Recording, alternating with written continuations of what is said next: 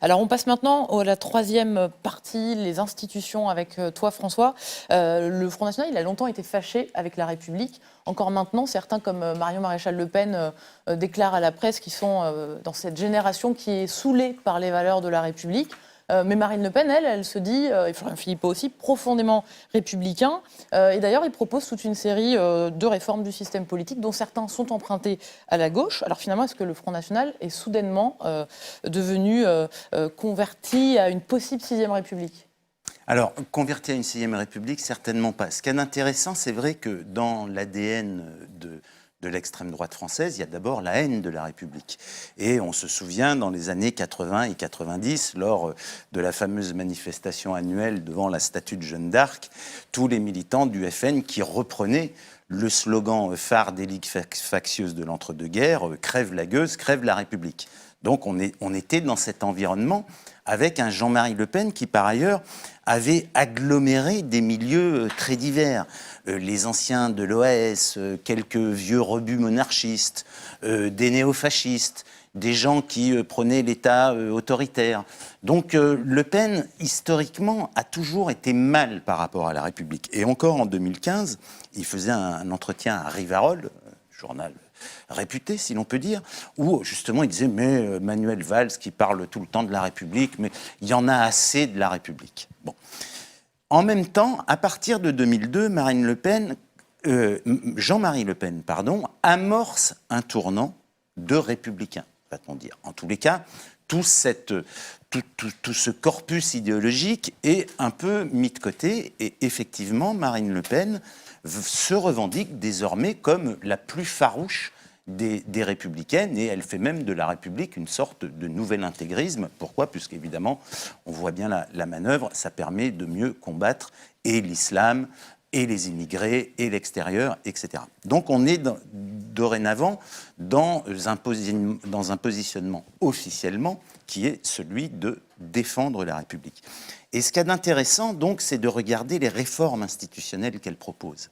C'est très intéressant parce que on le retrouvera plus tard dans le programme du FN, c'est un des premiers exercices de triangulation à grande échelle qu'elle arrive à faire. Triangulation, c'est-à-dire qu'elle va récupérer des idées de ses adversaires pour les mettre à sa propre sauce, les incorporer.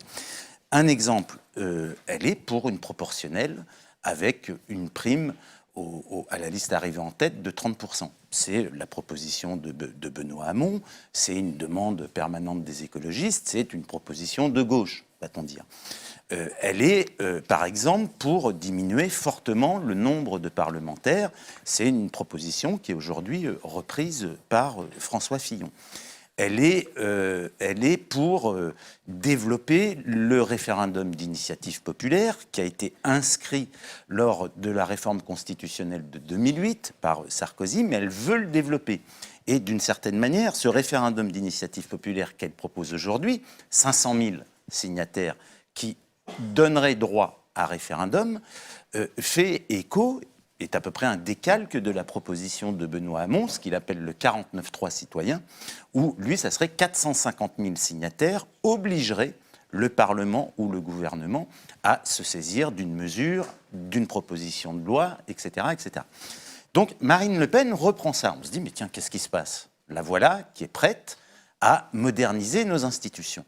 Et puis, on a remarqué quand même, lors du débat du 22 mars, cette espèce de soudain cri du cœur. « Ah, mais moi, je l'aime bien, cette 5e République. » Elle fonctionne bien. Elle fonctionne bien et je l'aime bien. Et ça, c'est intéressant parce qu'on s'aperçoit de l'effet double tiroir. Derrière le tiroir, je triangule les positions de mes adversaires. Il y a un autre tiroir. Et ce tiroir, et c'est vraiment l'énoncé de ces propositions, ce tiroir, c'est celui de la construction, finalement, d'une verticale du pouvoir, comme l'a fait Poutine quand il a accédé au pouvoir en 1999 en Russie. C'est-à-dire que c'est la construction d'un État fort, d'un État qui peut très vite devenir autoritaire et d'un État complètement vertical. Alors pourquoi ? Parce que le recours systématique au référendum. Karine énonçait sur la question de la réforme de la Constitution, le recours à l'article 11, de la Constitution aujourd'hui. Je rappelle que c'est un article qui est extrêmement contesté, puisque par la seule initiative présidentielle, on peut modifier la Constitution. Il a été utilisé une fois lorsque le général de Gaulle fait adopter l'élection au suffrage universel du président de la République. Donc Marine Le Pen demande l'extension du champ du référendum dans le cadre de l'article 11. On voit ce que ça veut dire. Ça veut dire qu'elle veut voir, elle, présidente, veut voir son pouvoir de proposition de référendum renforcé et élargi sur d'autres sujets. Ça pourrait être effectivement la peine de mort, ça pourrait être tous les thèmes qu'on veut, ça pourrait être évidemment la sortie de l'Union européenne, etc. Donc première chose, le développement massif du référendum. Rien sur le Parlement, sur le développement de ses pouvoirs, sauf la réduction du nombre de parlementaires. Et donc on voit tout de suite comment on retombe dans un des fondamentaux de l'extrême droite, qui est la relation, le pouvoir, c'est un chef et le peuple. Et on efface tous les corps intermédiaires.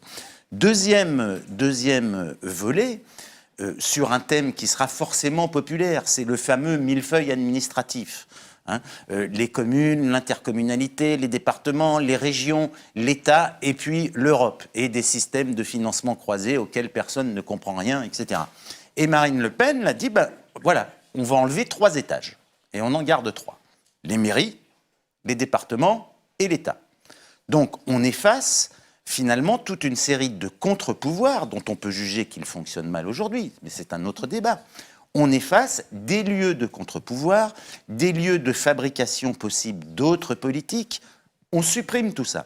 Et on voit très bien se dessiner cet État vertical, et ça c'est pareil, on retombe là dans les fondamentaux de l'extrême droite, sur le chef, le peuple, l'État fort.